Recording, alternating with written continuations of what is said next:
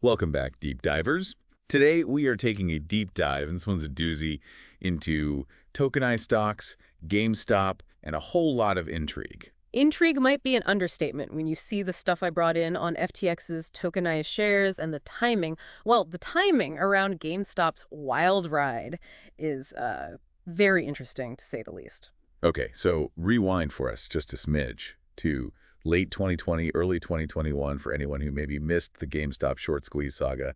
Refresh our memories. Yeah, so you've got your average Joe on Robinhood hanging out in Reddit forums, suddenly going head-to-head of the Wall Street. It was the little guy, the retail investor, versus the hedge funds shorting GameStop. And let me tell you, things got wild. Absolutely wild. Total roller coaster, Yeah. memes, short squeezes, that whole shebang. And it's right in the thick of that FTX decides to drop their tokenized GameStop shares onto the scene, right? January 2021, right as that buying frenzy hit peak insanity. Okay, yeah, that timing seems a little too perfect, even for a Hollywood script. But before we get into the why, let's make sure everyone's on the same page. What exactly are tokenized stocks? It's basically like this. Imagine a digital token, but instead of, a picture of a bored ape or whatever, it represents an actual share of a company, like a digital deed saying you own a piece. So democratizing investing, making it easier to get in the game, smaller stakes, that kind of thing. That was the pitch, yeah. FTX, among others, was really pushing that angle hard, and they were adamant these tokens, they're backed one-to-one real shares held by a custodian, all above board. Sounds good so far, right? What's the catch? Well, someone's got to be the adult in the room, right? Make sure those tokens are legit, actually backed by something tangible. And, well, we all know how the FTX story ends.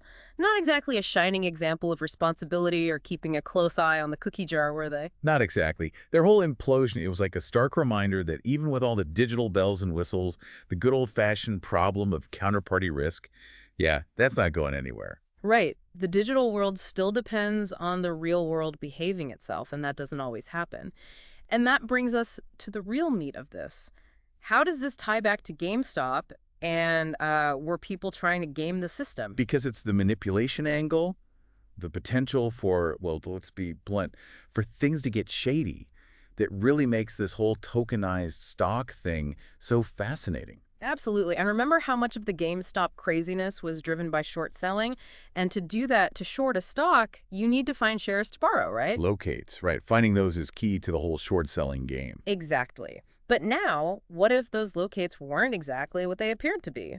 There's a theory floating around that these FTX tokenized shares, even if, and that's a big if, even if they weren't fully backed by real shares, they might have been used as a way to create phantom locates. Okay, so walk me through this. You're saying these digital tokens, they could have been used to artificially inflate the number of shares that look like they were available to borrow, even if they weren't really there. That's the million-dollar question, isn't it? Because if those tokens weren't one-to-one, backed by real shares, then yeah, it's like conjuring up shares out of thin air to, well, to mess with the market. And suddenly that timing, FTX dropping their token right when the short-selling pressure on GameStop was at its most intense, it starts to look a little less coincidental, doesn't it? You catch on quick. That's what's got everyone scratching their heads. The timing, plus everything else we know now about how FTX operated, it raises serious questions. Were they just riding the wave, trying to cash in on the chaos, or did they perhaps have a hand in creating it? It's starting to feel less like they stumbled onto a gold mine and more like they brought their own pickaxe, you know? Yeah. Like, did FTX see an opportunity to make a quick buck? Or did they see an opportunity to, well, to manufacture one? Now, proving intent, that's a whole other ballgame. Probably one for the lawyers to fight over. What we can do is look at the mechanics of how these tokenized shares might have been used as locates and what that could have done to GameStop's price. Okay, so let's get into the nitty-gritty. What are the mechanics here? What evidence is there that this even happened?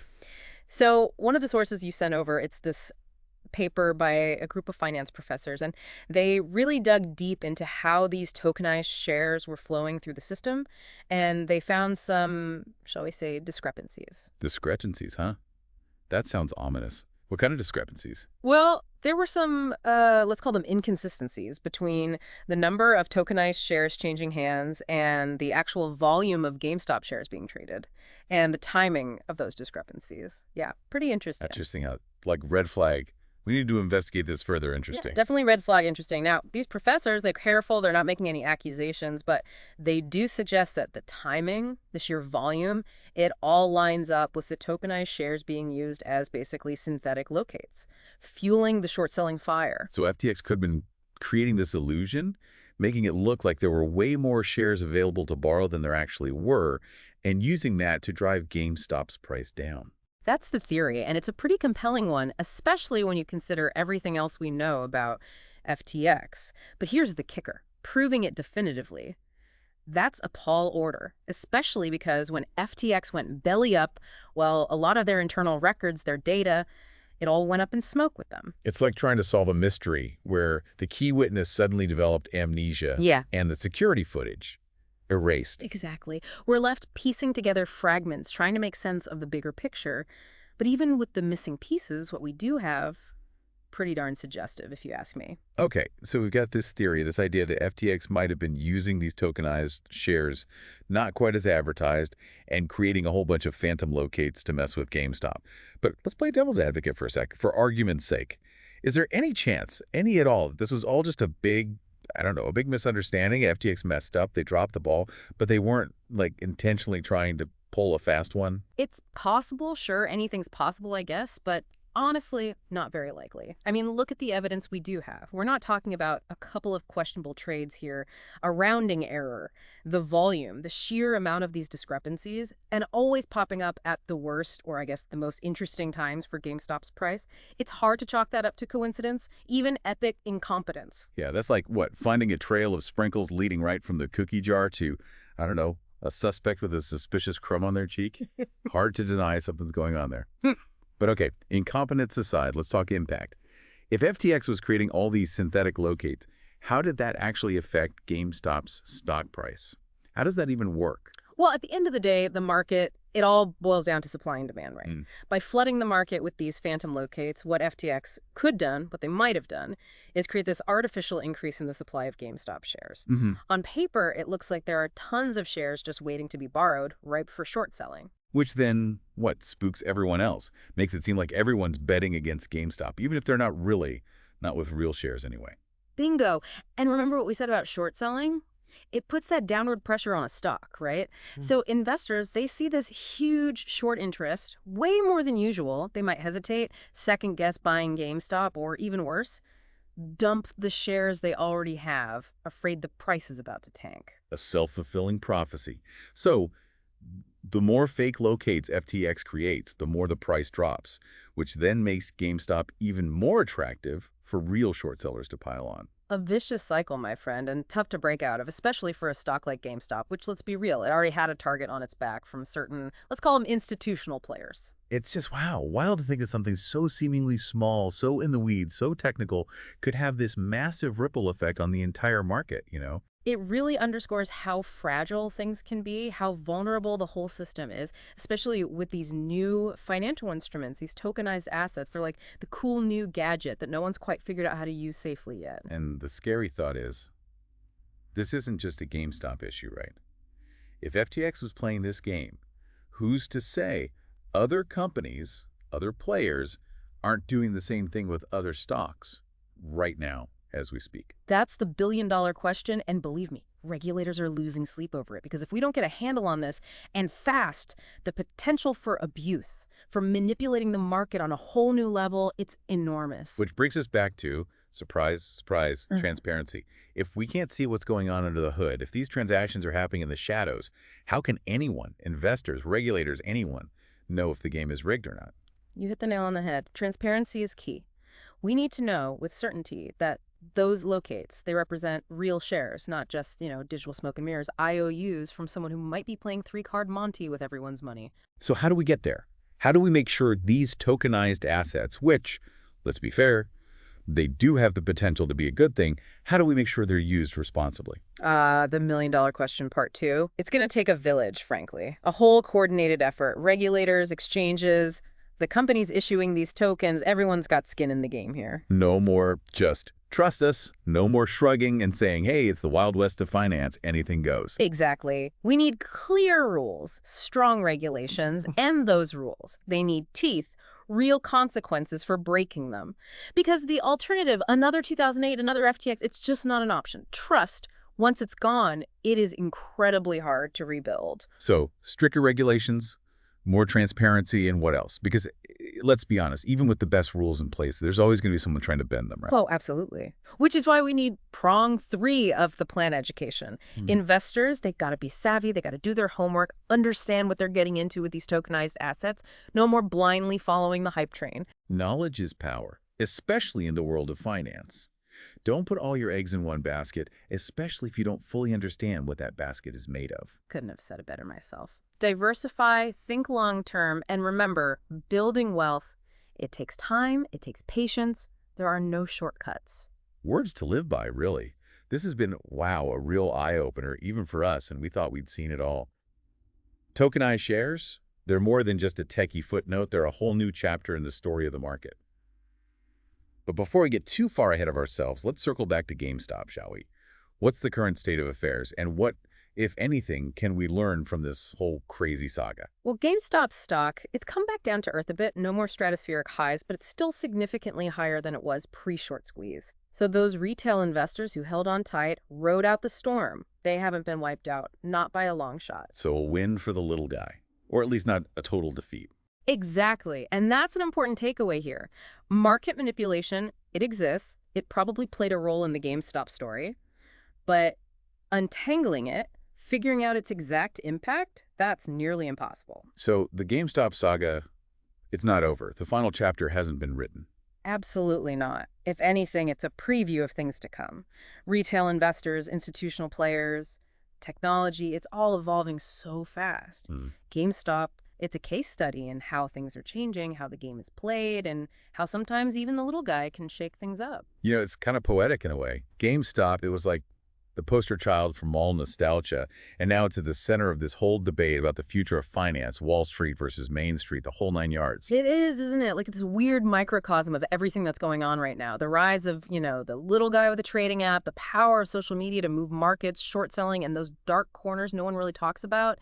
And then you layer on these tokenized assets. It's like someone dumped a whole season of billions into a blender with like a Reddit meme account. And let's not forget, oh yeah, the mainstream media, they had a field day with all this, painting retail investors as like impulsive, meme-obsessed gamblers, while completely ignoring the possibility that, maybe, just maybe, there were some bigger fish playing dirty pool in the background. Classic case of blame the little guy, right?